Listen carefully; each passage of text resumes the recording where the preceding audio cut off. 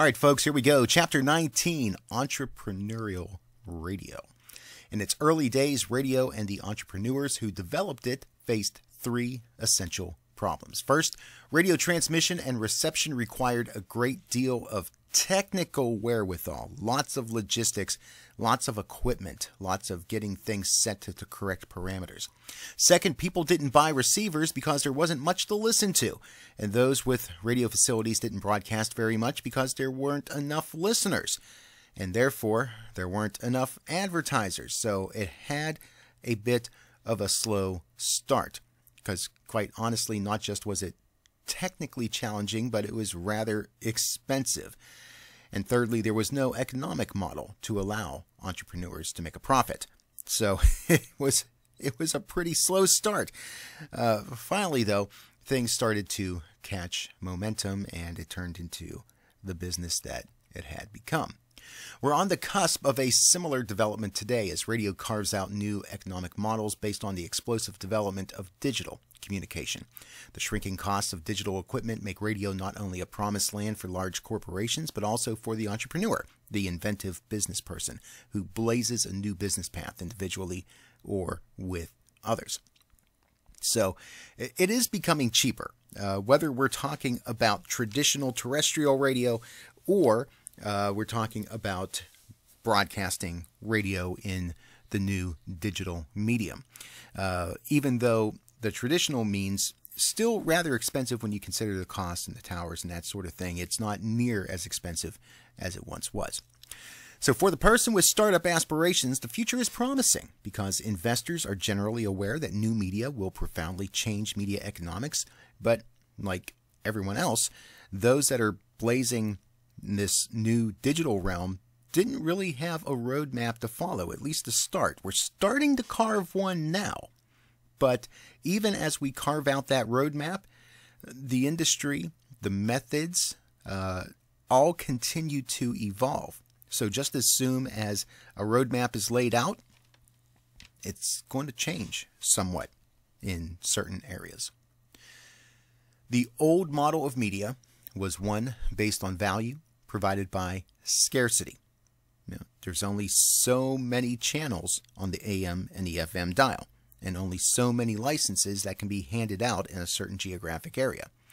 So basically, there was licensing restrictions as a result of that, and space on the spectrum.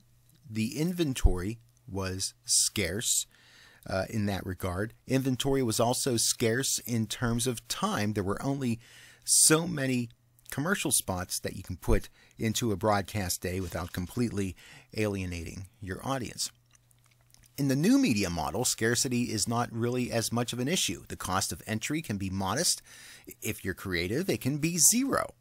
Grab an old computer out of your closet and fire it up, get some audio editing software on there. There's cheap automation trends that you can use for cheap or free. You can pretty much get yourself started. Anyone can start a web-based venture and do it rather affordably compared to traditional radio.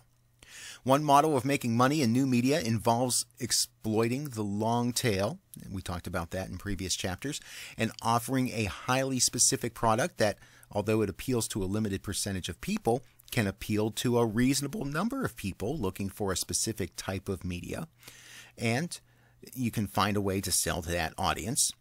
And essentially, those 2 points are going to be involved in what's called monetizing content, which is what many of us are looking to do. Take something that we enjoy doing and make a living off of it. The direct sale of advertising is used for many internet-based businesses, but the connectivity of the internet has enabled media entrepreneurs to sell advertising on their sites with very little effort. There's so many different ways in order to be able to realize a certain amount of revenue from your online presence. At the same time, such arrangements often result in very little, if any, profit. So it's that sense that we're literally going not so much for dollar or holler, but we're kind of nickel and diming, if you will, and hoping that those nickels and dimes add up. Google's role in all of this, Google offers two main programs that are of interest. One is AdWords. AdWords is a service that allows those that want to sell ads to buy a keyword or phrase. Manufacturers have paid for placement in ad columns, indicating how much they will pay for each click-through on an ad. There's also AdSense.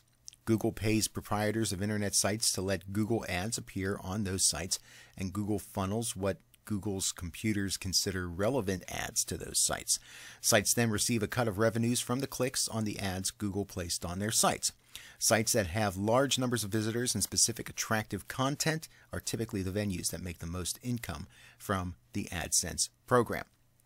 So co-opting with an organization like Google could possibly help to underwrite some of the things that those trying to make it in the online radio world, put a little extra money in their pocket. Some other models for monetization. There's the direct sale of advertising space. In particular, banner advertising. This is often viewed as intrusive and marginally effective, though. However, it is a proven technique for selling internet page real estate. And many sites will post rate cards. This has the details of advertising costs directly on their sites and usually spell out the cost for a banner of a certain size or frequency, meaning the number of times that an ad will appear. You can also sell merchandise related to the site. A little merch going on. Many internet radio stations and similar media sites sell hats, t-shirts, other paraphernalia. We affectionately call this stuff swag. Merch also, again, being a popular term here. Other sites sell products directly related to the theme of the site. And there's also this whole thing of drop shipping. These are firms that will, for a cut of your sale, ship the product from their factory or warehouse, saving you the trouble of putting it in your inventory. You don't need to have your own warehouse of sorts. You don't have to clog up your spare room or your garage. You could use a drop shipper to store and then ship things out for you. Affiliate programs. Some large marketers will offer commissions from sales to place advertising on your site. Personal appearances, also a way to earn money. The owner or the host can offer his or her services or make an appearance or presentation at different events and earn appearance fees for that. Fees for access to the talent. Putting content behind a paywall, a barrier behind which content is available only to those that have paid for access to that particular content. And then there's donations, things like PayPal and Patreon, LibrePay, Buy Me a Coffee, all of these things where you can appeal for your audience to be able to make a contribution to you and your cause. Now, it's worth noting here that making contributions isn't like charity in that, unless you are a nonprofit organization, basically this would be your fans and your supporters choosing to pay you for the work that you're doing, but it's done on a voluntary basis. Other network arrangements, the curated network, in which one parent site links to other sites that have related content and the sites share their audience. Such an arrangement can exponentially multiply interested and relevant audiences. Kind of think of it as an internal aggregator of sorts. If you like this particular content, you might like this from one of our partners. And then there's also the for free method of doing things and producing content, where you're not getting paid in terms of cash, but that the income and monetization come in the form of personal satisfaction or promotion of one's business or institution. So maybe the main business that you're in isn't broadcasting or podcasting, but that it's this other venture that you're doing to which your online presence helps to direct people towards that particular thing.